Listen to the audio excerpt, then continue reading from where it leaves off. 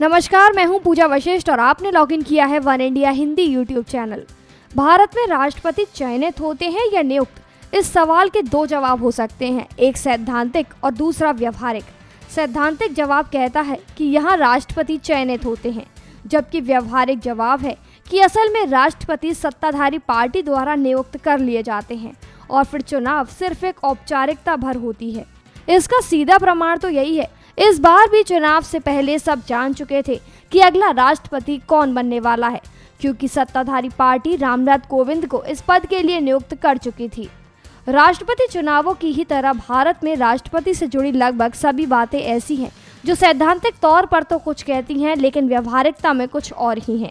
उदाहरण के लिए, सैद्धांतिक तौर पर तो देश के प्रधानमंत्री से लेकर सर्वोच्च न्यायालय के मुख्य न्यायाधीश और केंद्रीय मंत्रियों से लेकर देश के अटॉर्नी जनरल तक की नियुक्तियां राष्ट्रपति करता है।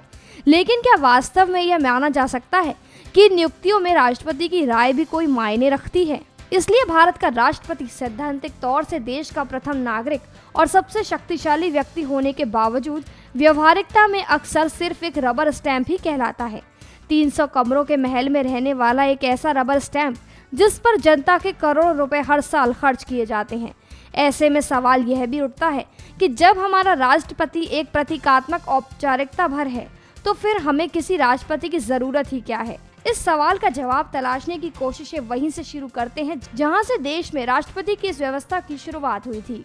देश की आजादी के बाद जब संविधान बनाने की प्रक्रिया शुरू हुई, तो संविधान सभा ने कई देशों की व्यवस्थाओं का अध्ययन किया और अलग अलग देशों की व्यवस्थाओं को हमारे संविधान में शामिल किया गया।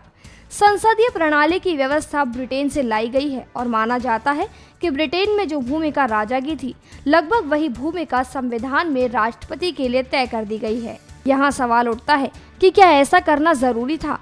चूँकि ब्रिटेन का कोई लिखित संविधान नहीं है और वहाँ की परंपराओं ने ही वहाँ की व्यवस्था का रूप लिया है, लिहाजा वहाँ राजा का प्रतीकात्मक तौर से ही सही सर्वोच्च होना समझा जाता है।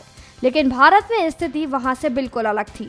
यहाँ कई रियासतों को मिलाकर एक गणतांत्रिक देश बन रहा था, जिसे एक लिखित संविधान से बिल्कुल नए सिरे से चलना था।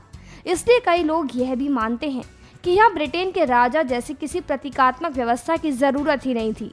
राष्ट्रपति की व्यवस्था के पक्ष में अक्सर यह तर्क भी दिए जाते हैं कि राष्ट्रपति देश का प्रतिनिधित्व करता है और पार्टियों की राजनीति से ऊपर होता है, लेकिन वास्तव में ये दोनों ही तर्क बेहद कमजोर नजर आते हैं। प्रतिनिधित्व का जहां तक सवाल है, उसे वर्तमान स्थिति से ही समझा जा सकता है। राष्ट्रीय और अंतर्राष्ट्रीय स्तर पर आज देश का प्रतिनिधित्व कौन कर रहा है? राष्ट्रपति प्रणब मुखर्जी या प्रधानमंत्री नरेंद्र मोदी? इसी तरह राष्ट्रपति के पार्टियों की राजनीति से ऊपर होने का तर्क भी खोखला ही नजर आता है और इतिहास में इसके ढेरों प्रमाण हैं। अलग अलग सरकारों ने समय समय पर राष्ट्रपति से सिर्फ मनचाहे अध्यादेश ही पारित नहीं करवाए, बल्कि देश में आपातकाल तक लागू करवाया है। लिहाजा राष्ट्रपति के दलगत राजनीति से ऊपर होने की बात भी व्यवहारिकता के पैमाने पर खरी नहीं उतरती, बल्कि सत्ताधारी पार्टी अपने आदमी को राष्ट्रपति बनाने के भरसक प्रयास इसलिए करती है कि उससे राजनीतिक लाभ लिए जा सकें। ये राजनीतिक लाभ कई तरीकों से लिए जाते हैं। पहले तो ऐसे कि अगर भविष्य में होने वाले चुनावों में किसी भी पार्टी को स्पष्ट बहुमत ना मिले, तो राष्ट्रपति उसी पार्टी को सरकार बनाने का पहला मौका दे जिसने उसे राष्ट्रपति बनाया था। इसके अलावा राष्ट्रपति के बहाने तुष्टीकरण की राजनीति भी खूब साधी जाती है। मुस्लिम राष्ट्रपति, महिला राष्ट्रपति और दलित राष्ट्रपति जैसे शब्द इसी तुष्टीकरण की राजनीति से उपजे हैं। हाल ही के मामले में भाजपा से जुड़े नेताओं का यह कहना है कि रामनाथ कोविंद का विरोध करने वाले दलित विरोधी माने जाएंगे। इसका एक उदाहरण और भी है। राष्ट्रपति के नाम पर होने वाले तुष्टीकरण की इस राजनीति ने कभी उस समुदाय को भी कोई लाभ नहीं पहुंचाया जिस समुदाय के नाम पर यह राजनीति हुई। ना तो किसी मुस्लिम को राष्ट्रपति बनने से मुस्लिम समुदाय का कोई भला हुआ और ना किसी महिला के राष्ट्रपति बनने से महिलाओं का, बल्कि देश में सिखों के खिलाफ सबसे बड़ा नरसंहार तभी हुआ जब देश का राष्ट्रपति खुद एक सिख था और उस दंगे में जो लोग मारे गए उन्हें आज तक न्याय नहीं मिला। राष्ट्रपति की लगभग सभी शक्तियां पूरी तरह से सरकार के अधीन हैं। संसद द्वारा बनाए गए कानूनों को मंजूरी देने के लिए राष्ट्रपति बाध्य है और राष्ट्रपति के सुझावों को ठुकराने के लिए संसद स्वतंत्र है। हालांकि राष्ट्रपति के पास यह विकल्प है कि वह यदि किसी कानून को मंजूरी नहीं देना चाहे तो इस बिल को लंबित ही छोड़ सकती है। लेकिन इस विकल्प का इस्तेमाल आज तक कितनी बार हुआ है, यह गिनने के लिए एक हाथ की उंगलियां भी ज्यादा हैं। कहने को तो राष्ट्रपति देश की सभी सेनाओं का प्रमुख होता है, लेकिन सरकार की अनुमति के बिना उसके पास किसी एक भी सैन्य अधिकारी का नियुक्त या उसका तबादला करने का भी अधिकार नहीं है। इसी तरह राष्ट्रपति के लगभग बाकी सभी अधिकार भी सरकार से शुरू होकर सरकार पर ही खत्म हो जाते हैं। यहाँ तक कि आम धारणा के उलट राष्ट्रपति की दया याचिकाओं का फैसला करना भी उसका स्वतंत्र अधिकार नहीं है।